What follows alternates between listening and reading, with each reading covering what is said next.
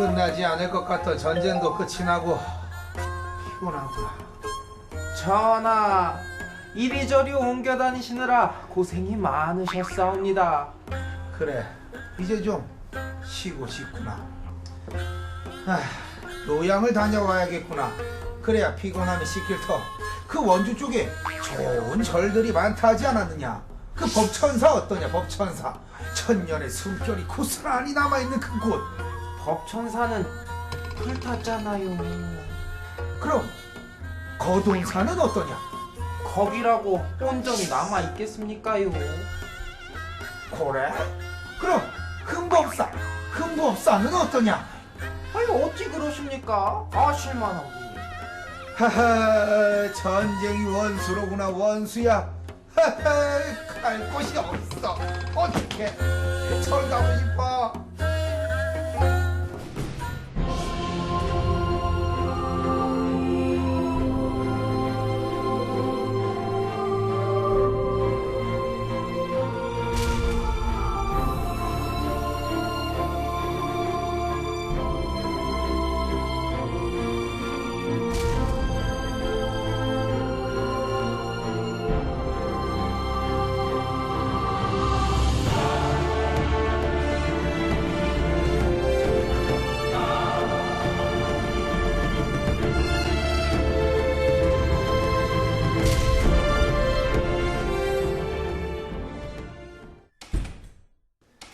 시간여행 강원, 오늘은 천년이 넘는 세월의 흥망성쇠가 고스란히 남아있는 남한강변의 불교 문화에 관한 이야기입니다.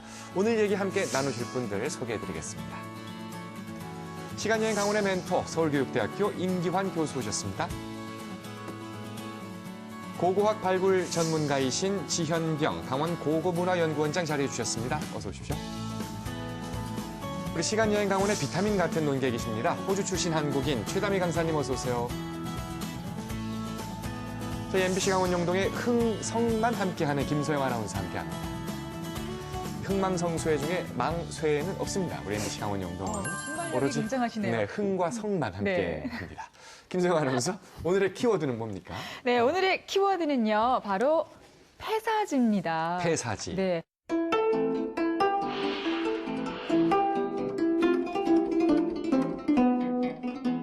이 역사 공부를 조금 멀리하신 분들이라면 폐사지라는 단어가 좀 낯설게 느껴지실 예. 것 같거든요. 폐사지 어떠신가요? 우리 최담 교수님, 폐사지가 뭔지 아세요? 네. 한자 네. 공부한 분들은 그냥 풀면 되잖아요. 그렇죠. 폐사지. 예, 예. 그러니까 당연히 역시. 절 많이 있었던 동네 그리고 네. 폐하됐다. 뭐. 네네. 와. 아닌가? 맞습니다. 정확하게. 그냥 맞습니다. 한자 어느 정도 알면 예. 이런 단어를 새로 봐도 뜻은 알죠. 그럼요. 네. 저는 이제 이런 질문을 어려울 거라고 최다미 선생님께 하는 제 자체가 우문이라고 생각합니다. 죄송합니다. 아, 그래요? 네. 이렇게 최다미 선생님은 아니 모르고 하는 근데 말씀이죠. 저는 꿰짜 외국인이잖아요. 예, 그럼 네. 물어볼 수도 있죠. 알겠습니다. 일단 폐니까 한때는 흥했던 절이, 그러니까 사찰이 있었던 터 이렇게 해석하면 되겠죠? 예.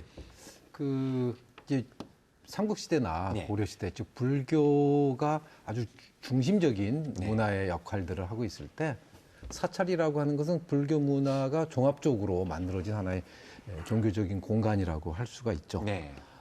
근데 지금 이제 오늘 주제가 되는 남한강변. 예. 이 한강이라고 하는 것이 이제 삼국시대 이래 아주 이제 중요한 요충지였습니다. 그렇죠.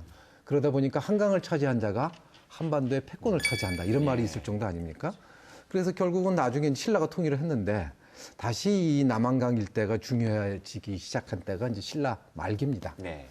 이게 후삼국으로 넘어가는 그 시기에 이제 한반도 내 정세가 바뀌면서 이 남한강 지역, 남할 여초에 아주 중요한 그런 입장이 되고 네. 그런 공간이 되면서 여기에 이제 사찰들이 조성이 되죠. 네. 그리고 그 중요한 만큼 아주 그 대찰들이 여기서 만들어집니다. 예. 그러니까 그 시기에는 여기가 남할 여초 시기에 이게 최고의 문화적인 네, 그런 중심지였다. 내용들을 만들면서 이제 건설되었던 사찰들인데 그 뒤로 이제 이래저래 해가지고 역사 과정에서 지금은 폐사가 됐지만 네. 아무것도 없으면 사실은 우리 쓸쓸할 텐데 가보면 뭔가 그때의 그 흔적이 흔적들이 남아있죠. 아주 아름다운 모습을 갖고 있던 흔적들을 상상할 수 있는 그 무엇인가가 거기에 다소곳하게 남아 있습니다. 예. 그래서 우리는 그걸 통해서 1000년 전에 그 문화의 숨결을 느낄 수가 있는 거죠. 네. 오늘 시간여행 강원에서 우리가 이야기를 하고 있는 곳들, 또 앞으로 이야기를 해 나아갈 곳들, 어떤 곳들인지 궁금하실 겁니다. 먼저 원주 법천사지를 다녀왔거든요. 함께 화면을 통해서 다녀가 보시겠습니다.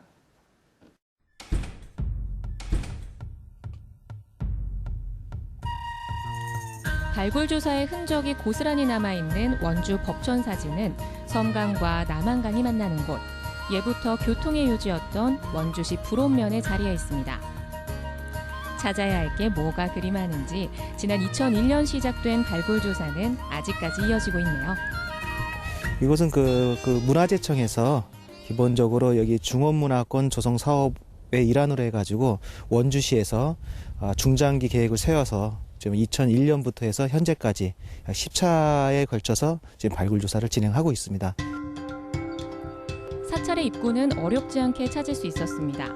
당간지주가 아직도 그 자리에 서 있기 때문이죠. 하지만 사찰의 중심 공간을 찾는 건 쉽지 않았다고 해요. 다행히 얼마 전 중심 사역을 찾아 요즘은 그곳을 발굴하는 작업이 한창이라고 합니다. 지금 현재 법천사지에서 나와 있는 그 중심 사역의 가람 배치는 그 경주에 있는 불국사와 아마 비교를 하시면 될 것 같습니다. 이게 가장 미음자 형태의 회랑이 돌아가고 그 다음에 그 가장 남쪽에 중문이 있고 중문을 통해 가지고 중앙 보도가 형성돼 있으면서 중앙 보도를 쭉 타고 들어갔을 때 양옆에 그러니까 금당지 바로 양옆에 동탑과 서탑 이렇게 두 개의 쌍탑이 있고 그런 세트가 구성이 되었을 때 기본적으로 저희가 이제 고대 가람 배치의 어떤 그런 양식을 갖췄다고 말씀을 드릴 수 있죠. 최근 발견된 중심 사역에선 석탑을 이뤘던 석재들이 여러 개 발견됐고 특히 완벽하진 않지만 보살상과 보살상을 받치고 있는 좌대도 나왔습니다. 사찰의 중심지에서 나온 건 아니지만 이곳 법천사에서 출토된 은입사 말 제갈은 당시에 세련된 귀족 문화를 대표하는 우리나라에선 보기 드문 아주 귀한 유물이라고 해요. 중심 사역에서 산 방향으로 고개를 돌리면 무언가를 세우기 위해 잘 조성된 터와 커다란 비석이 하나 눈에 들어오는데요. 그 모습이 예사롭지 않습니다. 지금 법천사지의 사세가 가장 번성했던 시기, 그 지광국사 해린이 그때 이제 그 고려시대 때 그 법천사에 내려와서 이제 국사로서 있을 때 여기서 입적을 하시거든요. 입적을 하고 난 다음에 저게 그 지광국사 해린의 업적을 갖다가 기리기 위해서 또 거기에 이제 탑비하고 또 부도탑하고 조성한 부도전 구역이라고 보시면 될 것 같습니다. 화려하고 섬세한 조각 수법이 눈길을 사로잡는 지광국사 현묘탑은 높이 4m가 넘는 당시로서는 최대 규모의 탑입니다. 승탑과 비석은 당시 사찰의 세력을 보여주는 척도였다고 해요. 그러니까 지광국사 해린의 현묘탑과 탑비가 이렇게 화려한 건 당시 법천사의 명성과 규모가 얼마나 컸는지를 잘 보여주는 표본이죠.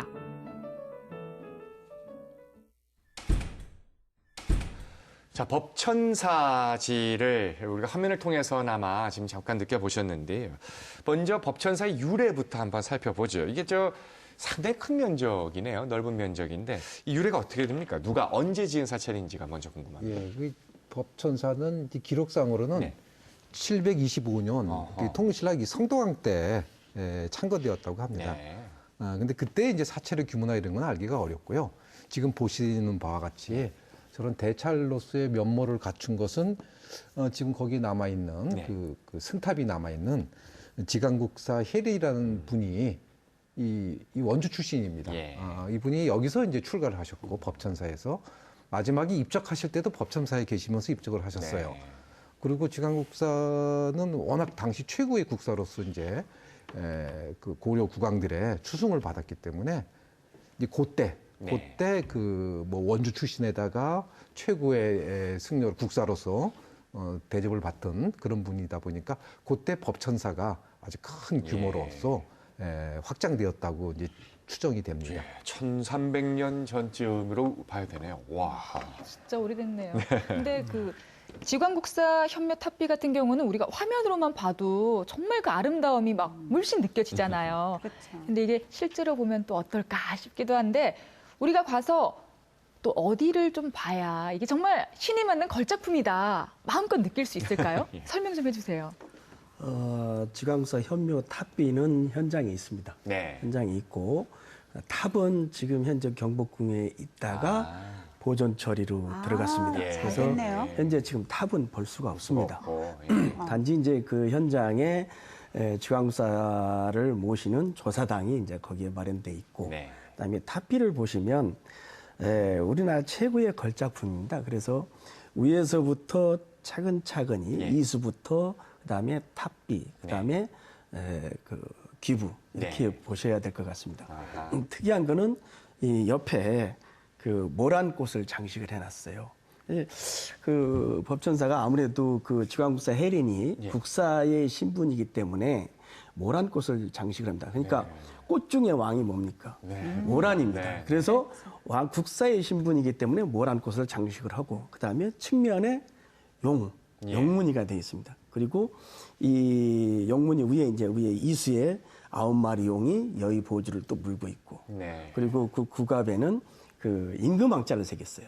그러니까 당시의 국사는 거의 뭐 임금과 맞먹는 그렇죠. 그런 네. 최고의 그 승려이기 때문에 그 왕자를 어허. 새기지 않았을까. 예. 그런 것들이 그 조각수법에서 많이 나타나고 있습니다. 그 탑비의 주인공 어느 정도의 인물이길래 저렇게 우리가 흔히 볼 수 없는, 전 지금 사실 이 지광국사 현묘 탑비를 처음 보는데요. 화면으로나마 저 현장 막 가보고 싶습니다. 시골 실물로 보면 정말 아름다울 것 같습니다. 그럼요. 그러니까 저토록 특이한 정도의 우리가 감탄함을 느낄 수 있는 저런 탑비라면 이 지광국사 혜린이라는 분은 정말 대단한 분이었을 것 같습니다. 어떤 분이었을까요? 네, 지금 지 원장님 말씀하셨듯이 가서 그걸 직접 보면 뭐 혜린이 어떤 분인가 설명할 필요가 없어요. 그럴 정도로 그냥 그 자체만으로도 이분이 뭔지는 잘 모르지만 대단하시겠구나 이게 절로 오고요. 특이하네요. 예. 저도 워낙 아름다우니까 가면 저절로 이제 감동을 받습니다. 그래서 예, 이제 예.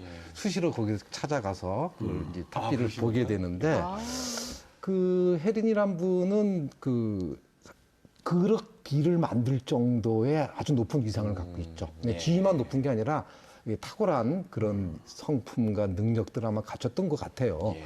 그 원주 출신으로서 어렸을 때 이제 출가의 뜻을 품고 이 법천사에서 네. 이 관홍이라는 승려분의 수업을 받고 그때 이제 혜린이라는 법호도 이제 관홍 스승으로부터 받습니다. 네. 그리고 이제 스승을 따라서 개경에 가가지고 이제 머리를 깎고 이제 공부를 하고요. 1001년에 순교사라는 절을 개창해서 이제 명성을 떨쳤는데 네. 그때가 몇 살이냐? 몇 살쯤 됐을 거예요? 글쎄요, 출가를 하고 일단 하려면은 적어도 성인이 아니었을까요? 그때 18살. 아, 예, 예. 그때 이미 이 묻 개성에 개경에 있는 많은 분들을 감동시키는 그래서 그 품성과 그릇이 부처님의 버금간다. 뭐 예. 이런 이제 평판을 받을 정도였죠.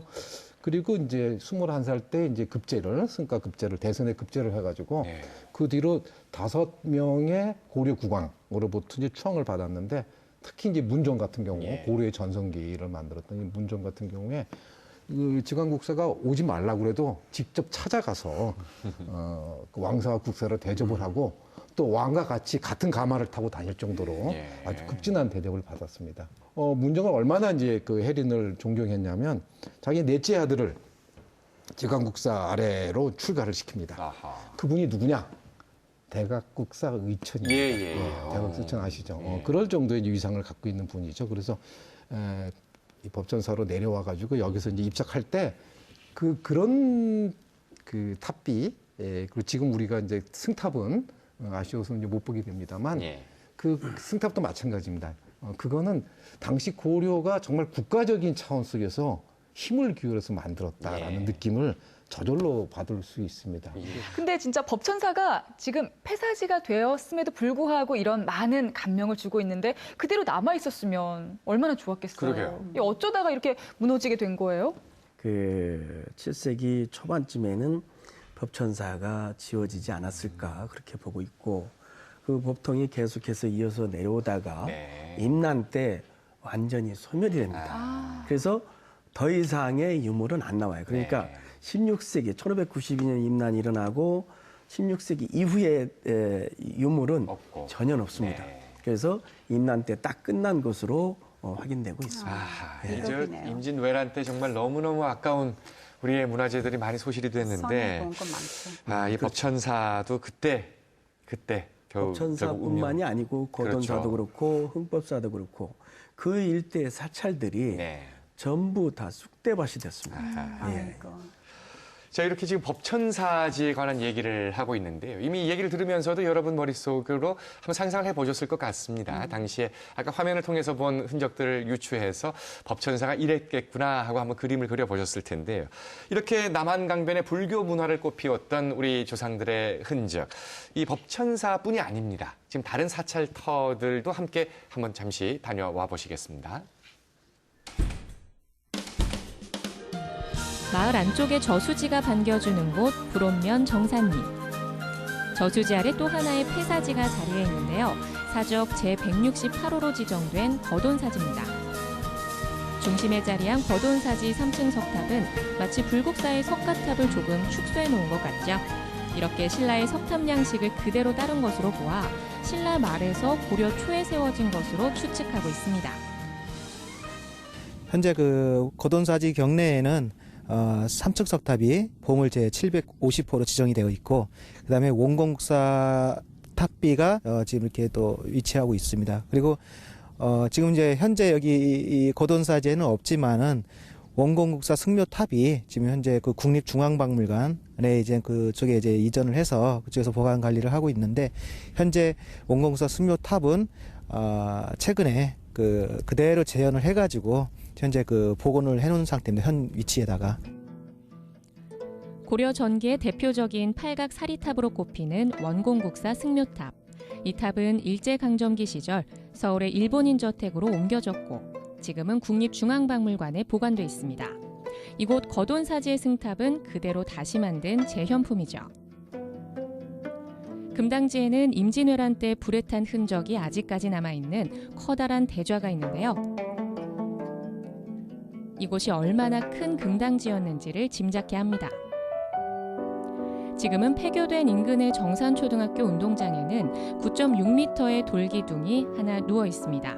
이 돌기둥은 거돈사의 당간지주로 쓰기 위해 남매장사에게 부탁해 가져다 놓은 거라고 해요. 하지만 결국 당간지주는 미완성으로 남게 되는데요. 또 하나의 지주를 운반하던 중 남동생이 죽었다고 합니다. 옮기다만 지주는 지금까지 현계산 동남쪽에 있다고 하고요. 근처 지정면엔 흥법사지도 있는데요. 기초적인 발굴 조사는 이뤄졌지만 아직까지 국가 사적으로 지정되지 않아 쓸쓸함이 그대로 묻어있는 폐사지입니다. 보물체 463호인 진공다사 탑비와 그다음에 보물체 464호인 3층 석탑, 그다음에 국립중앙박물관에 이전돼 있는 진공대사 탑과 석관 보물체 365호입니다. 현재 이곳은 2015년도에 강원문화재연구소에서 시굴 조사를 진행했습니다. 진공대사 탑비도 눈에 띄는데요. 파괴된 몸체는 국립중앙박물관에 있고 이곳엔 받침돌과 머릿돌만 남아 있습니다. 기록에 의하면 탑비의 글은 고려 태조 왕건이 직접 썼고 글자는 당나라 태종의 글씨를 본떠서 새겼다고 합니다. 흑법사지는 국가 사적으로 지정이 돼 있지 않기 때문에 우선적으로 국가 지정문화재로 지정되는 게 우선일 거고요. 그 지정이 되면은 국비를 보조받아 가지고 정밀 발굴 조사가 진행될 것이라고 보여집니다. 흥법사지 발굴 조사까지 모두 이뤄지면 원주 지역 남한강 유역의 3대 사찰이 모두 제 모습을 갖추게 될 겁니다. 그러면 남한강 유역은 우리나라 불교 문화의 중심지로 발돋움하지 않을까요? 거돈사지, 흥법사지를 우리가 화면을 통해서 여러분도 함께 보셨습니다. 거돈사와 흥법사의 역사도 한번 좀 살펴봐야 될 것 같습니다. 예, 지금 거돈사, 흥법사 우리가 봤던 이 법천사에 못지않는 예, 그런 그러게요. 규모, 거찰이라고 할 수 있죠. 이 거돈사는 이 전신이 이 통일신라 시대에 안락사라는 절이 있었습니다. 안락사. 네, 안락사. 이 안락사는 이제 신라 왕실이 후원한 겁니다. 네. 이 신라 이 경문왕 때, 이 경문왕은 이제 신라가 이제 흔들리고 있을 때 그걸 다시 좀 다잡으려고 노력했던 왕인데 네. 경문왕의 누이 단위장옹주라는 분이 이제 시주를 합니다. 시주를 하고 거기에 이제 이 지증 이 도혼 대사를 모십니다. 안락사에. 예. 그래서 이제 많은 노비하고 땅을 기증을 해가지고 이제 큰 사찰을 만들어내죠. 그러면서 이제 시작을 했고요. 네. 그게 이제 크게 번성한 건 이제 고려 때인데 고려 현종 때 원공국사 지종이라는 분이 이 거돈사에 내려오십니다. 네. 뭐 이분은 이제 해린과 달리 뭐 여기서 이제 출신하신 분은 아닌데 여기 내려오셔가지고 이제 입적을 여기서 하십니다. 네. 참 1년밖에 채 안 되셨는데 이 지종이란 분이 이제 워낙 당시에 뛰어난 그 대사 국사로서 이제 추승을 받는 분이다 보니까 지금 거돈사에 가면 뭐 주석하신 건 1년이 채 안 됐는데 남아있는 흔적은 이제 지종 원공국사 중심으로 좀 남아 있습니다. 흥법사 같은 건 고려 왕건이 이제 이 남한강 유역 일대를 장악하기 위한 하나의 그 거점으로 삼는 게 이제 흥법사입니다. 네. 그래서 이제 고려 이후에 그 진공대사 충담을 원래 이제 신라 귀족 출신인데 이분이 이제 여주에 가면 이제 고달사라고 있습니다. 그 마찬가지 폐사가 되어 있는 곳인데 고달사의 개조, 이조라고 할 수 있는 힘의 문화셨어요. 이 충담을 모셔다가 이제 흥법사에 이제 주석을 시키게 됩니다. 네. 그러면서 이제 이 흥법사도 다시 이제 커지게 되는 것이죠. 그래서 거돈사 같은 경우에는 이제 남한여초에서 신라 쪽에서 흥법사 같은 경우에는 이제 고려 쪽에서 그렇게 이제 사찰을 세우면서 요 사찰을 중심으로 어떤 세력 기반들을 확장해 나가는 모습을 이제 상징적으로 이제 보여주는 거죠. 이제 그런 점에서 아주 재미있는 남한강 유역의 이 폐사지들이 아주 재미있는 그런 역사의 현장이라고 할 수 있습니다. 그 우리가 지금 오늘 남한강변에 핀 불교 문화라는 주제로 얘기하고 있는데 우리는 뭐 이제 뭐 종교를 떠나서 우리의 조상들의 옛 문화가 결국 불교 문화다 보니까 이렇게 지금 얘기를 하고 있는데 서양으로 그러니까 유럽으로 따진다면 그게 어차피 뭐 이 기독교 문화, 천주교 문화 있잖아요. 그렇죠. 1600년 동안 크리스천 문화였잖아요. 우리가 시간 여행을 통해서 우리 지역에 강원에 있는 그 성당 문화를 한번 다룬 적이 있었습니다. 이렇게 그 역사가 100년도 되고 뭐 이런 성당들. 그렇죠. 우리한테 소중한 100년의 역사지만 유럽에서의 성당의 100년이면 이제 신축물에 속하지. 유럽의 가장 대표적인 성당은 하기야 소피아예요. 하기야 소피아는 얼마나 된 거? 터키 이스탄불에 있는 큰 성당이에요. 15세기 때부터는 회교, 이슬람 사원 됐지만은 그거는 6세기 때 진 거거든요. 그러니까 유럽 갈 수 있는 기회 되면은 그 하기야 소피아랑 아기야 소피아 발음이 다양하게 하는데 하기야 소피아를 꼭 보셔야 돼요. 대표적으로. 그리고 대신 우리가 독일 뭐 이렇게 유명한 성당들 한없이 많아요. 유럽 가면은 사진으로 보면 그 성당이 저 성당과 한없이 많아요. 그래서 제가 이게 유럽을 처음 가시는 분이면 제가 추천하고 싶은 거는 하기야 소피아는 기본이에요. 그거 꼭 보셔야 돼. 근데 제가 유럽에서 가장 좋아하는 성당은 사그라다 파밀리아예요. 발음들이 다 어렵네요. 이거는 19세기 때, 19세기 말 시작해서 2027년 정도 완공될 것 같아요. 가우디라는 그 건축가예요. 그 짓고 있는 건데요. 이거는 정말 봐야 돼요. 정말 봐야 돼요. 근데 대부분 이런 그 하기야 소피아는 6세기 때 지었지만은 대부분 유럽 대성당들이 거의 10세기, 11, 12, 13세기 때 다 진 거예요. 거의 그 다음부터는 경제적인 조건이 안 됐었어요. 그때는 어떻게 해서 잘 지었지만 서민들을 이용해서. 노동력을.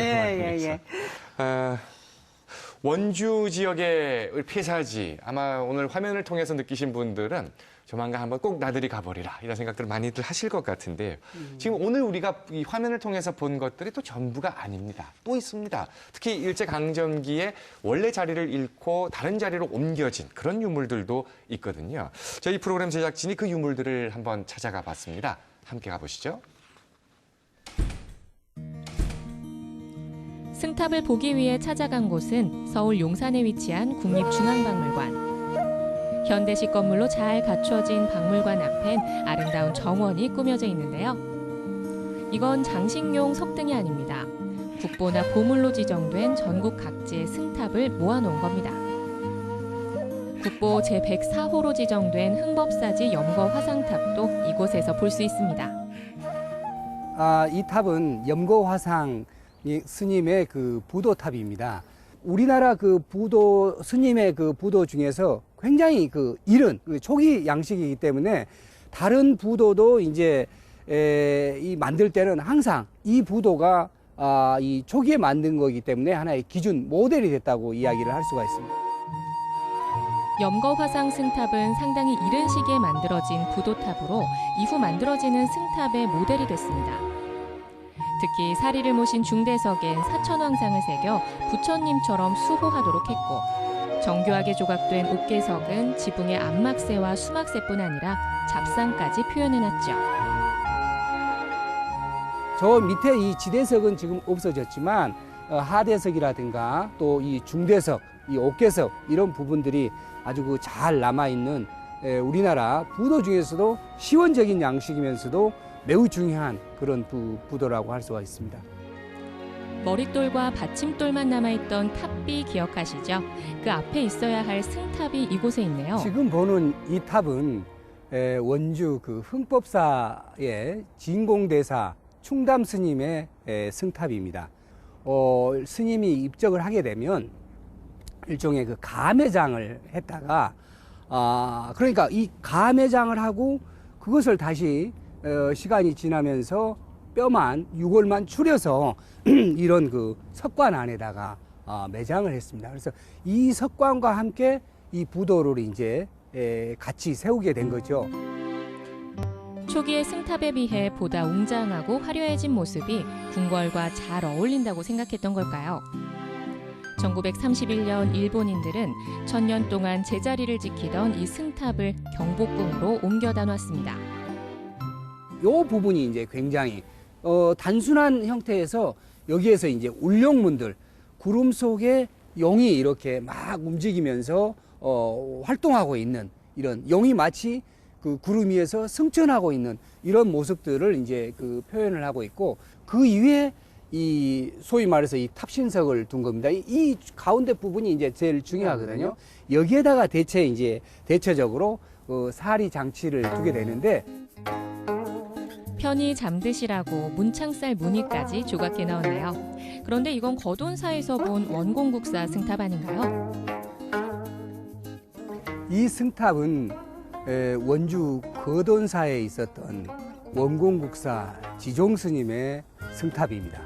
그런 선정불교에서 나온 이런 승탑들이 시대가 갈수록 이렇게 장식적으로 변하고 있는 것을 볼 수가 있습니다. 사리를 안치하는 중대석엔 명패처럼 이름을 새겨 넣었고 사천왕상과 팔보중상을 조각해 사리를 수호하도록 했습니다. 옥계석엔 상륜부 장식을 더해 위엄을 나타냈는데요. 고려 초 화려한 귀족 문화의 정수가 담겨 있네요. 소위 말해서 이 남한강 일대로 연결된 그 물길, 이 수계는 고려시대에 통일신라 말에서 고려시대에 굉장히 중요한 문화의 루트였습니다. 또 원주가 개경과 고려시대의 수도인 개경과 아주 그 밀접한, 그러니까 중앙의 문화를 그대로 원주에 와서 통일신라 말부터 고려 초까지 우리나라에서 불교 문화가 가장 화려하게 꽃피었던 시기인데요. 이 시기의 남한강 유역은 한반도 불교 문화의 메카였습니다. 원주에 남아있는 세 곳의 폐사지와 그곳에서 출토된 승탑들이 이 사실을 증명해주고 있습니다.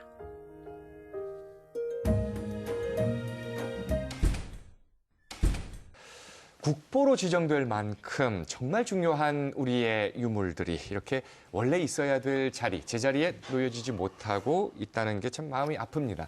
구체적으로 좀 설명을 좀 듣고 싶은데요. 이게 어쩌다가 이게 일본으로 유출이 됐는지, 그리고 어쩌다가 이렇게 곳곳에 지금 원래 자리가 아닌 곳에 있게 됐는지 얘기를 좀 듣고 싶네요. 예.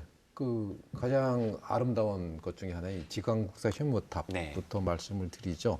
지광은 그 해린의 시호입니다. 예. 그리고 현묘는 타포예요. 네. 그 시호도 내리고 타포도 내려서 합쳐서 이제 지광국사 현묘탑이라고 하는데 네. 이 탑이 그렇게 아름다우니까 이제 탐을 낸 거죠, 일제 시기에. 그래서 이거를 1911년에 현지에서 옮겨가지고 예. 명등성 앞에다가 세워놓습니다. 예.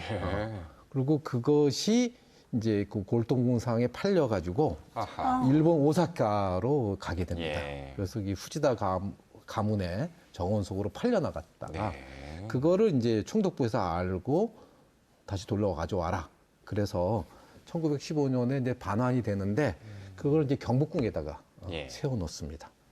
이제 그래서 경복궁에 내내 있다가 동문 쪽에 이제 세워져 있다가 한국 전쟁 때 폭격을 맞아가지고 크게 파손이 되죠. 아하. 뭐 하여간 작은 조각까지 얘기하면 뭐 어떤 기록에는 네. 10,000개 이상의 조각이 났다. 물론 이제 작은 조각까지 예. 합치면 그럴 정도로 하고 파괴가 됐고 57년에 이제 응급조치로 시멘트로 복원을 해 놓습니다. 예.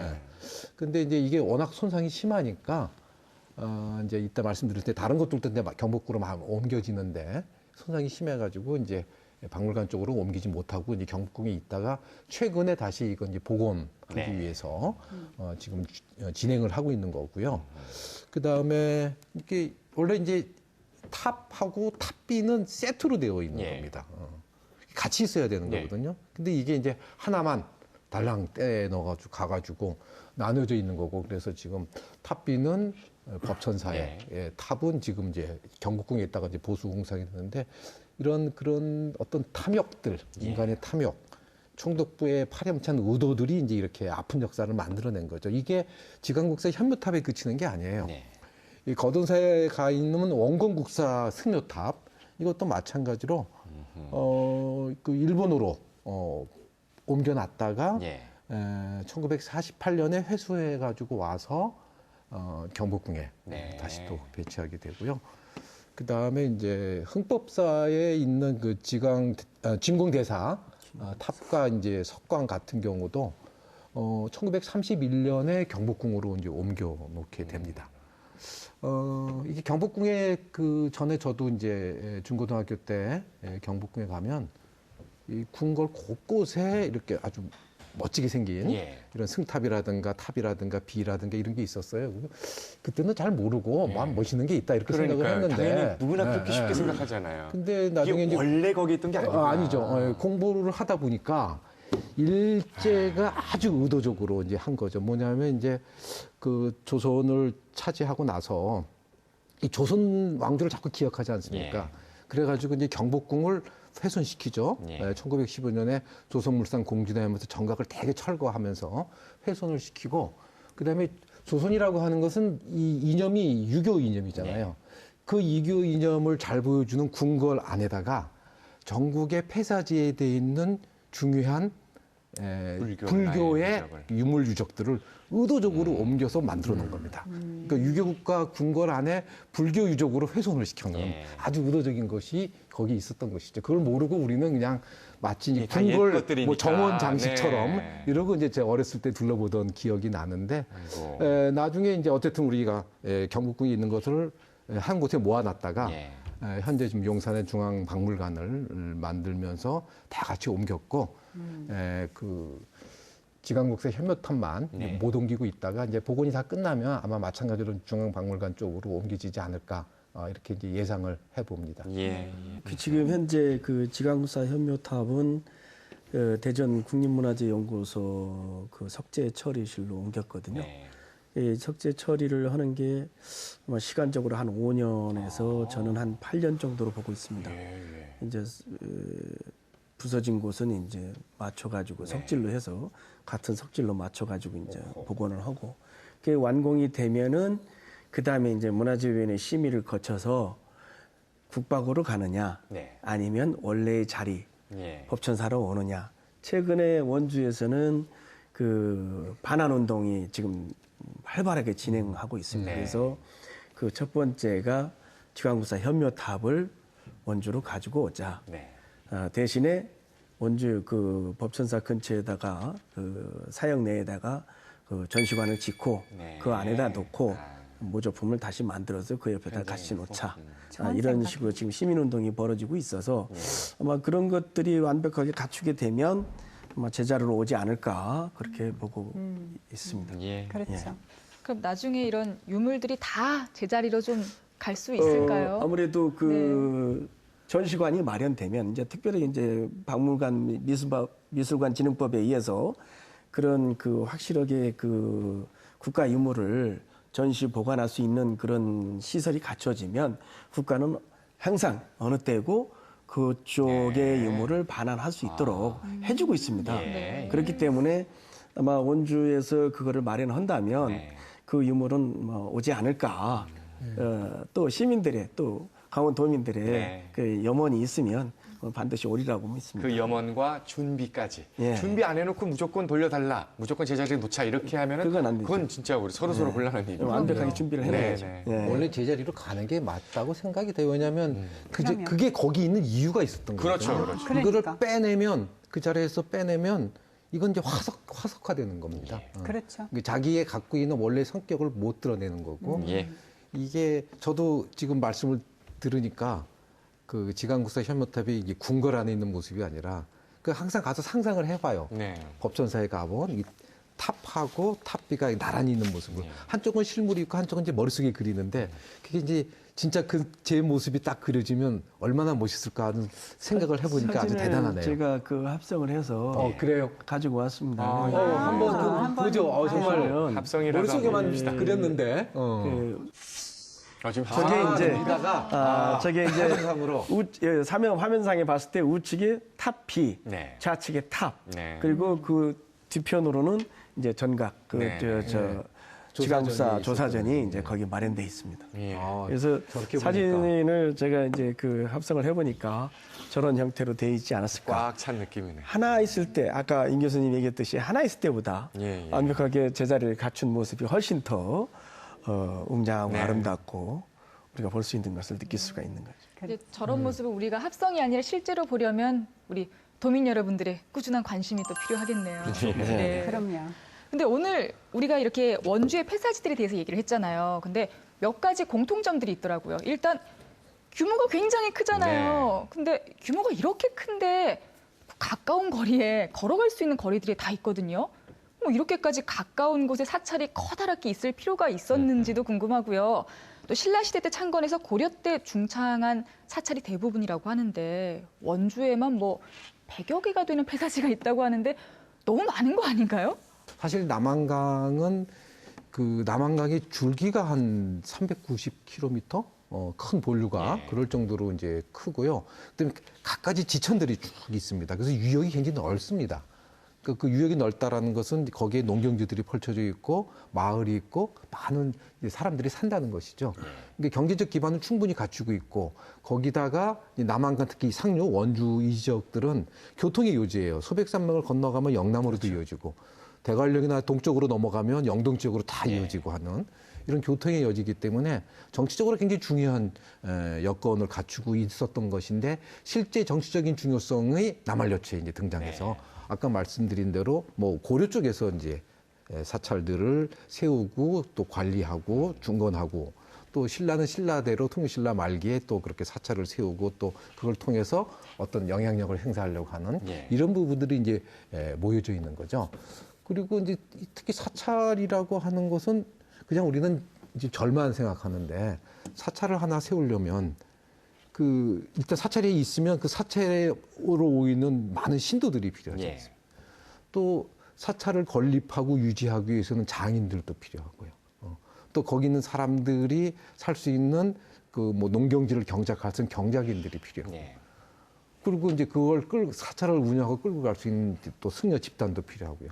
그러니까 지금 가면 폐사지지만 사실은 그 원래 그 대찰들을 운영하기 위해서 굉장히 많은 사람들이 필요로 하는 겁니다. 네. 그리고 그때 특히 이제 그 승려들을 주석하시는 이제 대사, 이 고승들이 그 어려운 시기에 백성들한테 하는 그 설법들이 네. 대단한 영향력을 주는 거거든요. 그러니까 종교적인 말씀을 하시더라도 많은 백성들의 마음을 위로하고 끌어주면서 실질적으로 이제 그 이상의 영향을 네. 행사할 수 있는 것이 되는 거죠.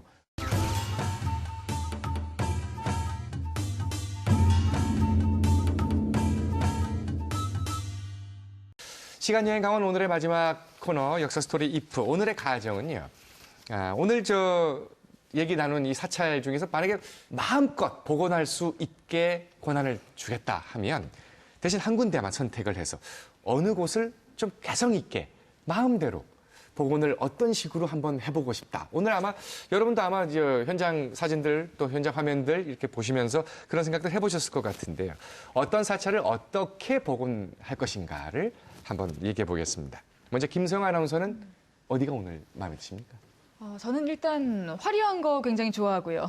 그런 의미에서 법천사를 가장 화려한 모습으로 법천사를? 복원을 시키는 거예요. 근데 예. 원래 이 한 가지에 딱 마음에 들어오는 것들이 있잖아요. 네. 오늘 저는 그 은 입사 말 제갈이 자꾸 맴돌더라고요. 네. 그래서 법천사를 아름답게 복원을 시키고 나서 그 전 세계적으로 뭐 아름다운 말 콘테스트 이런 거 하더라고요. 거기서 가장 아름다운 말 예. 그 은제갈을 탁 물려서 사찰에서 이게 그렇게 가능하겠습니까? 갑자기 좀 사찰을 뛰어다니는 생각을 하니까 좀 경망스럽긴 하네요. 네. 어디 구석에 아름다운 모습으로. 다행히 네. 넓어요.